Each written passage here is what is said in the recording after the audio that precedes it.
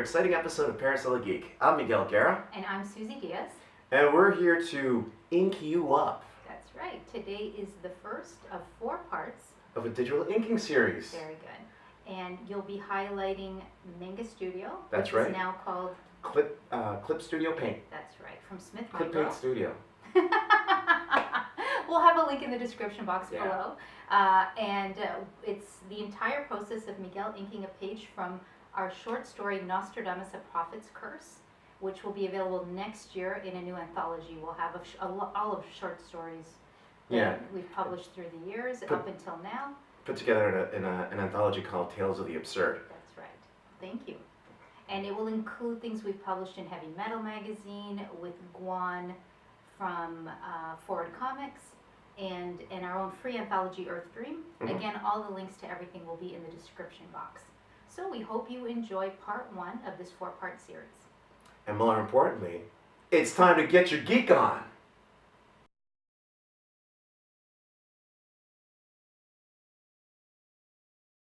In terms of what I was doing at the beginning, you probably saw me extend some lines. The beauty of computer programs and digital is that you can add layers. Just be aware, I added a layer so I could extend the panels. So I did that because of format issues, which we'll talk about later. Now, in terms of the tools that I use, my favorite inking pen is the mapping pen. Why do I like it? Because I set it from thick to thin, and you can get a nice, beautiful, thin to thick line. Sort of mimics a brush nicely. Yes, it does. The other tool that I really favor, and there are many tools in this program that I do, but I usually stick to 3. The other one's the line tool, and you're seeing me use it right now. Pretty much you start at one point, stretch that point into a line to the end point, click and then bend it. And you click where the line begins, you click where the line will end, then you can bend the line. Yes, okay. That's what I'm trying to say. All right. So those are the tools. Other tools you won't be seeing me use too much. Actually, you won't be seeing me using this one. Is a perspective tool, and I think that's one of the strongest points in Manga Studio is the perspective tool. Because as much as I love and I know my perspective, it can get taxing when you want to get it dead right. Exactly. And there's no going back if you screw it up. Yeah. Well, there is. It's just called doing it over again. That's not fun. So those are the tools. So in terms of this, when I'm inking this panel. Yes, what is this that you're inking? What is this lovely page? This page is from a story. A short story coming up for Tales of the Absurd. It's a collection of short stories I've had in Heavy Metal and other places, and some original new ones. So if you've managed to see some of my stuff from Heavy Metal or other places, don't worry. Be some of your stuff, some of our stuff, some new stuff. A lot of new stuff, a lot of stuff. Different short stories that we'll compile. I'd like to say I have a vault. It's kind of like a little... I think you do. No, it's kind of like a little box with stories and stuff. That's pretty much it. And I'm letting out that box. Shoebox of horrors. Shoebox, yeah. It's a shoebox. It's definitely no Prince vault, that's for sure. So this story is called Nostradamus, A Prophet's Curse. That's right. Ooh. And not profit as in making money, but profit as in, to foretell. Thank you. Yes. The idea came about from a lot of Nostradamus stories I had heard, ghost stories I heard when I was younger, I read about, and I combined a whole bunch of them together to make this story. Yeah. And I'll talk more about that in other upcoming videos. If only Vincent Price were still alive to narrate. Yes. Awesome. Just not quite the same. Actually, there's not really narration, is there? No. There's no narration. All right. But he could do the voices. Yeah, he could do the voices, absolutely. Okay, so this process here, so right now I'm using my mapping pen, and I use that predominantly. Oh, yeah, the other tool I use is a paint bucket. That's the other tool. You'll show that in just a little while. Yeah, but as you watch me right now, you can see that I have the pen clicked on. You can see my mapping pen I've chosen, and I'm just taking my time. Just inking away, and I'm blocking out the black ink. I'm lightening up the actual that's a nice feature, huh? Pencils. Yeah, that's something. So you can lighten your pencils so you can, or darken them, just so it's easier for you to ink over them. Yeah, so I can kind of see what I kind of fade in Photoshop language, right? Oh, well, yeah. And it's something or that opacity, I should say. yeah, that's probably better. Yeah. And you'll see that I'll draw a line. Don't like it, step back, right? And that's what I did just there. The other thing is too, is I use the inking as an editing tool. I don't use it as a means of exactly copying what I've drawn. If I was going to do that, I just scan my pencils in and I just go to town with what I've got. But the intention with inking, for me at least, is to improve the drawing even more than I did before. You know, sometimes there might be an eye that's a little too low, a little too high, or something like that. And I'm very, very picky about that stuff. So yeah, good. So when you don't lightbox, correct? no, I don't lightbox. So you do your pencils, you scan them in, and then you digitally ink them. That's right. Even some of the stuff that I do tend to draw that you might see kicking around that's pencils that looks like it's been lightboxed, hasn't. But you have a pretty clean line. Yeah, and I have my little tricks with the pencil, with the eraser to erase my construction lines. But that might be a different one. We'll stick to the inking at the moment. Yeah. And also because you ink your own drawings, you know, you're the boss. You're at liberty. I'm at liberty to make sure that I get my stuff looking the best as possible. Yeah. It's sort of taxing, but it looks. You can tell you can tell someone who's done both. There's certain quirks and certain things that you know that you want to improve upon. And there's things that actually, as I'm doing the inking process, that helps me later on with my pencils. I realize I shouldn't be doing this. This doesn't look good. Of course, I hope that I remember the next time I get to the yeah, that's a good point too.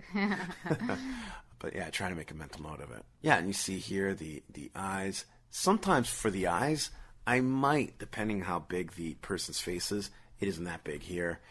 Sometimes I might use the circle line drawing tool to make the eyes perfectly round. I'm sort of conflicted. I think it looks too unnatural sometimes. Yeah, if it's too perfect. But sometimes when it's really, really a big face, I tend to not want to do it by hand. We you know, people are symmetrical, more or less. More or less. And your eye sort of will see errors, especially if it's a drawing. Yeah. And sometimes them seeing errors, if you will, or a natural drawn line is better, and other times it's not. It depends on how your eye looks at it. Your eye will look at it like it seems good, familiar, or, ooh, there's a mistake there. So it kind of depends on the drawing and how people view it. Right. Sometimes if it's too perfect, it looks mechanical. Yeah. And if it looks mechanical, there's a certain part of the humanity that's lost from it.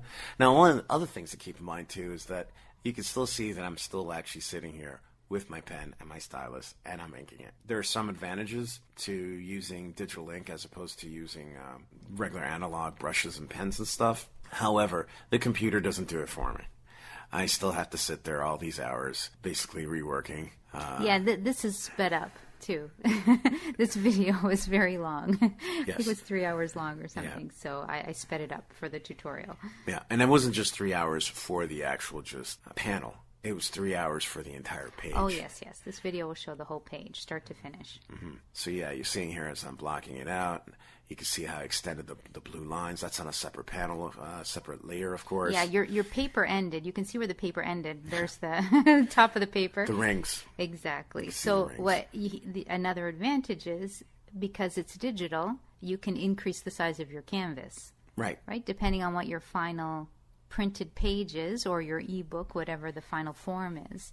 You can add, as he did. He extended the line where he thought it would be needed, depending on the size. So that's a nice feature, too. You're not just limited to the page. You can give yourself, if you need a little bit more room to cut the paper, or if you need a little bit room for a border, anything at all.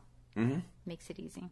And now this tool here, as you mentioned before. The paint bucket. Woohoo. Now, look. That's a good example of a paint bucket. Yes, that's a good example of... sure, there's drying times with regular stuff, but I can guarantee unless you spill your entire bottle on your paper, that's not going to happen. It's modern art. You can put it in a museum. Yeah, that's right. Well, just draw a line on something, and you're good to go. So the problem is that I didn't attach all the lines, and I'm trying to figure out where the lines are attached so I can paint bucket and make sure that it stays in his hair. Yeah, so just like in Photoshop, you have to make sure all the lines are touching, so it's a self-contained shape. That's right. I mean, I could increase the paint bucket to only capture a certain amount of pixels. My issue with that is that if you do that, then you might have to go in and just clean up the line butting up to it. So if you keep your paint bucket nice and low in terms of how many pixels it accepts and does the gap, then you're good. Or else it can kind of do some funny things, and that just adds more time. Yeah, when it comes to this stuff too, the way you use the tools now will be different a year from now, will be different 5 years from now. You know, people just get comfortable and you need to do it. Some people know all the shortcuts and some people don't. But whatever way is comfortable and whatever way gives you a nice final piece. Yeah, it's all about the final piece. Yeah, exactly. In the end. For example, when I decided to use really heavy black, and those of you who know my work, I tend to not use heavy black. I tend to favor more an open style with more color. I mean, I have done some pieces where it's heavy black. This is the first story, I think, that I've done really, really heavy black. And part of it is that I have this philosophy that I believe that a story, a style dictates the mood of the story. So if you have very open... Or maybe the other way. The story and the mood dictate the art style. Yeah, that's what I mean. The line. That's why you're my co-writer. Yeah, never mind what I just said. Listen to her. So, yes, absolutely. I think that's one thing that I think has served me well. It served me well to experiment and try different things and break out of just having that one style that I might favor over another. But I really feel that each story that I've come up with and that I'm developing right now with Suzy has to have its own sort of spirit and its own sort of style.